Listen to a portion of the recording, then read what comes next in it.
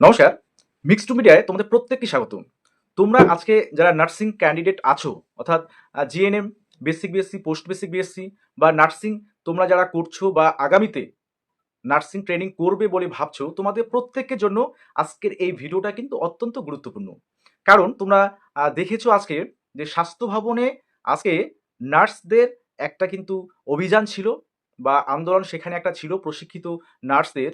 তো তাদের কি দাবি ছিল এবং বর্তমান এই পরিস্থিতিতে ওয়েস্ট বেঙ্গল বা পশ্চিমবঙ্গের আমাদের স্বাস্থ্য পরিষেবা, তার পাশাপাশি নার্সিং স্টাফদের রেশিও এবং অন্যান্য যে বিষয়গুলো, যে স্টাফ নার্স রিক্রুটমেন্ট এবং নার্সিং ট্রেনিং কোর্স করার ক্ষেত্রে যে বেসরকারি বিভিন্ন নার্সিং ট্রেনিংগুলো যে ব্যাঙের ছাতার মতো গজিয়ে উঠছে এবং আমাদের সরকারি হসপিটাল বা স্বাস্থ্য ব্যবস্থা বা স্বাস্থ্য পরিষেবা, সমস্ত বিষয়গুলো আজকে বাস্তব চিত্রগুলো আমি যেমন তুলে ধরবো এবং পাশাপাশি অবশ্যই ডব্লিউবিএইচআরবির এই যে রিক্রুটমেন্ট প্রসেস সেটা নিয়ে তো থাকছে এবং আগামী কোনো আপডেট আছে কি না, এবং সব থেকে যেটা বড় বিষয় যে প্রত্যেকটা বিষয়ের ক্ষেত্রে শিক্ষা, স্বাস্থ্য, তো প্রত্যেকটা বিষয়ের ক্ষেত্রে আমরা দেখেছি রাজপথে তাদের অর্থাৎ ক্যান্ডিডেটদের রাজপথে আন্দোলন।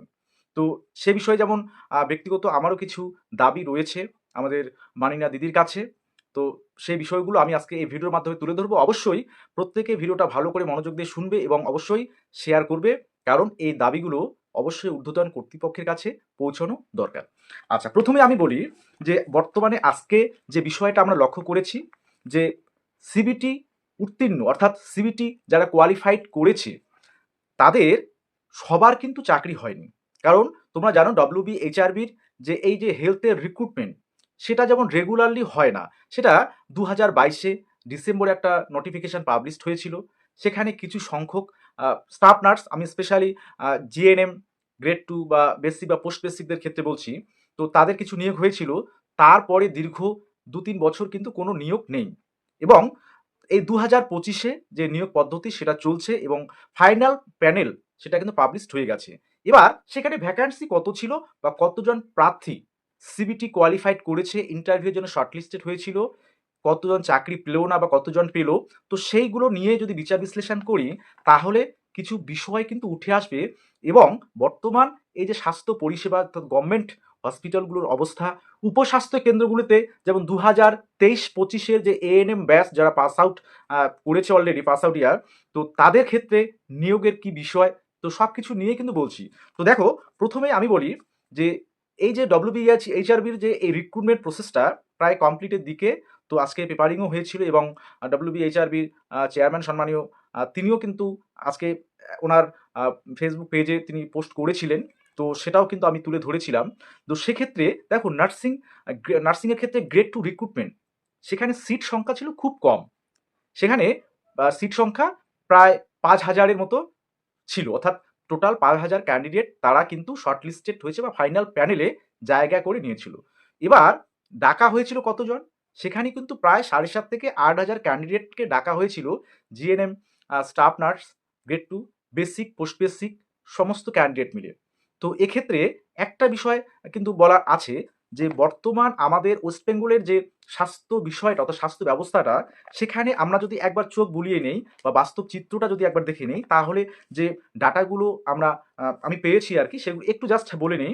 যে আমাদের ইন্ডিয়ান ন্যাশনাল হেলথ পলিসি 2017, সেটাতে কিন্তু সব থেকে বেশি জোর দেওয়া হয়েছিল কোথায়, improving human resources for health but ensuring doctor, nurses, paramedical staff, অর্থাৎ আমাদের স্বাস্থ্যক্ষেত্রে অর্থাৎ স্বাস্থ্যের যেমন উন্নতির কথা বলা হয়েছে বা সেখানে জোর দেওয়া হয়েছে, পাশাপাশি যে স্টাফ অর্থাৎ ডক্টর, নার্স, প্যারামেডিক্যাল স্টাফ, সমস্ত কিছুই কিন্তু তাদের যে সংখ্যাটা যাতে ভালো থাকে বা সেখানে তাদের ম্যান পাওয়ারটা বা তাদের সংখ্যাটা যাতে পর্যাপ্ত পরিমাণে থাকে, তাহলেই কিন্তু মোট কথা এই যে ন্যাশনাল হেলথ পলিসির যে উদ্দেশ্যটা সফল হবে। তো সেক্ষেত্রে স্টাফ নার্সদের এই যে রেশিও, প্যাশেন্ট ভার্সেস যে স্টাফ নার্স, তাদের যে রেশিওটা অ্যাকচুয়ালি সেটা গাইড করে হচ্ছে আইএনসি, একদিকে যেমন গাইড করে 1985-এ তার একটা নর্মস আছে আইএনসির। এবার স্টাফ ইন্সপেকশন ইউনিট 91 টু 92, তাদের একটা কিন্তু গাইডলাইন রয়েছে এবং national accreditation board for hospital NABH, তাদের একটা নর্মস আছে অর্থাৎ গাইডলাইন আছে এই যে স্টাফ নার্স তাদের কি রেশিও কীরকম হবে। তো সেই রেশিওটা আমরা যদি একবার লক্ষ্য করি তাহলে দেখব যে হসপিটাল বিশেষে বা ওয়ার্ড বিশেষে বা ওয়ার্ডের বিভিন্ন টাইপ বিশেষে তাদের রেশিওটা কিন্তু অন্যরকম। কীরকম, যে আইএনসির ক্ষেত্রে যদি জেনারেল ওয়ার্ডের ক্ষেত্রে 3টা টিচিং, এবার কোনো হসপিটালে যদি তোমাদের টিচিং থাকে অর্থাৎ নার্সিং ট্রেনিং কলেজের সেই কলেজের স্টুডেন্টরা সেখানে গিয়ে প্র্যাকটিস করে, সেক্ষেত্রে 1:3 অর্থাৎ একজন নার্স 3টা বেডের জন্য। তো 3টা বেডের জন্য একজন নার্স, 1:3 রেশিও।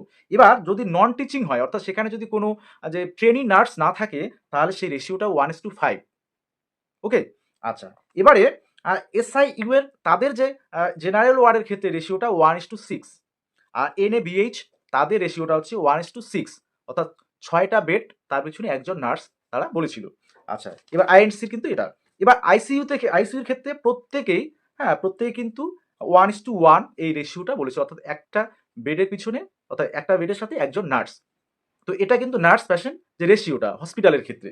আচ্ছা, এবার অন্যান্য যে বিষয়গুলো আছে, এবার রিজার্ভের কিছু বিষয় আছে।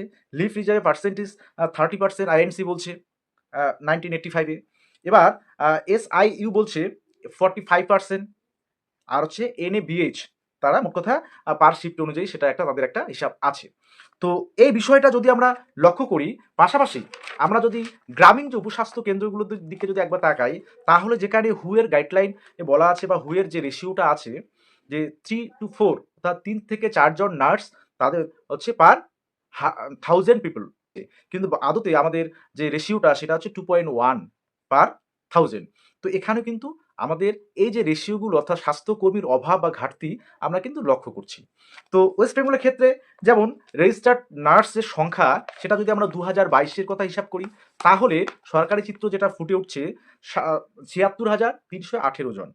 ওকে, তো সেখানে রেশিও দাঁড়াচ্ছে, মানে যেখানে হুয়ের রেশিও 3 থেকে 4 জন নার্স পার 1000 পপুলেশন, আর এখানে আমাদের একজন পাচ্ছি 761 জনে।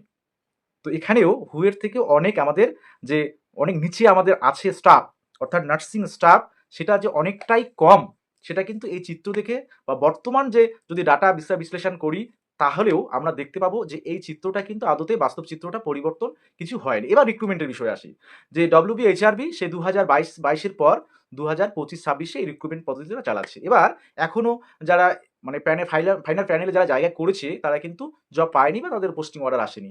তো পাশাপাশি যারা ইন্টারভিউ শর্টলিস্টেড হয়েছিল, তো তাদের মোট কথা এতজন ক্যান্ডিডেট, 5,000 6,000 ভ্যাকান্সি, নার্সিংয়ের 5,000-এর মতো ভ্যাকান্সি, সেখানে অ্যাপ্লিকেশন জমা পড়েছিল 40 থেকে 50,000।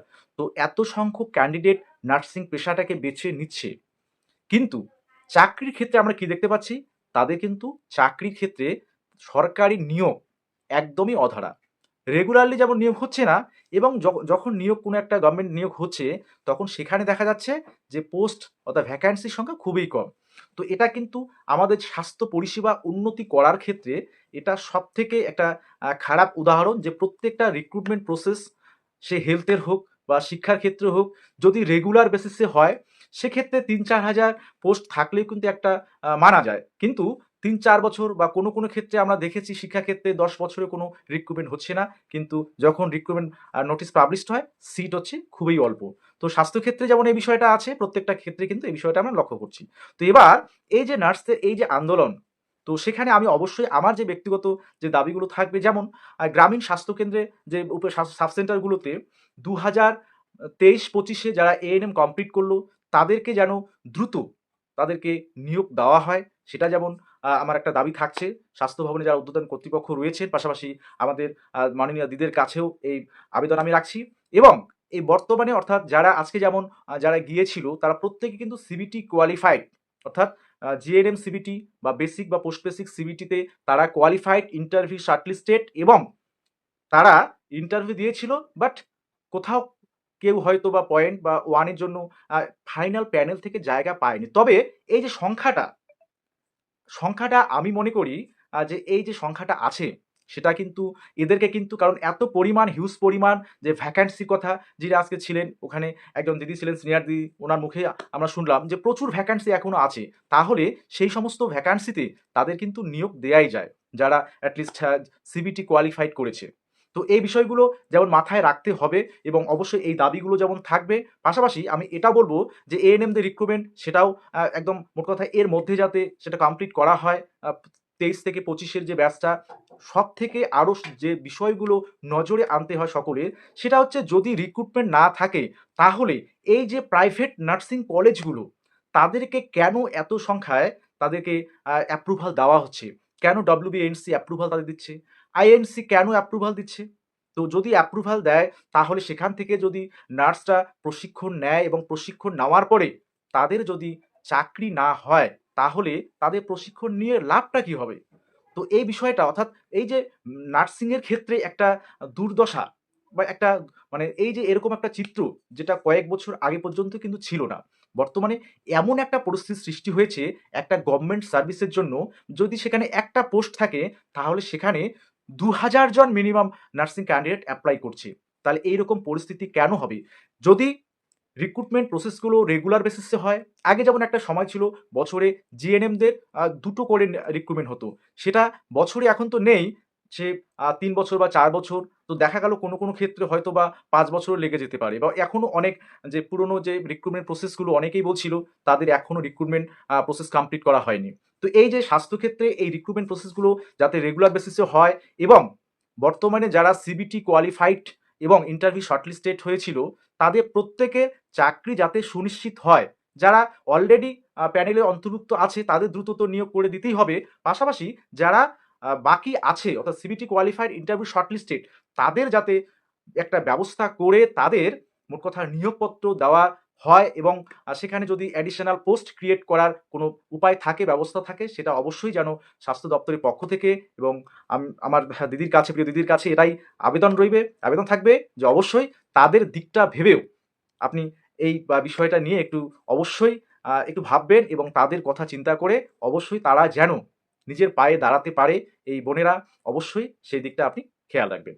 তো আশা করি প্রত্যেকে যারা নার্সিং অ্যাসপিরেন্ট আছো অবশ্যই নার্সিং কোর্স অবশ্যই ভালো, এবং সেটা যেহেতু একটা ভালো প্রফেশন, সমাজ সেবামূলক, আমি বলবো হ্যাঁ, প্রত্যেকেই তোমরা যাদের ইচ্ছে নার্সিং পেশাটাতে আসা অবশ্যই নার্সিং কোর্স করতে পারো, এবং সেই সঙ্গে অন্যান্য বিষয়গুলো তোমাদের কিন্তু দেখতে হবে। ওকে?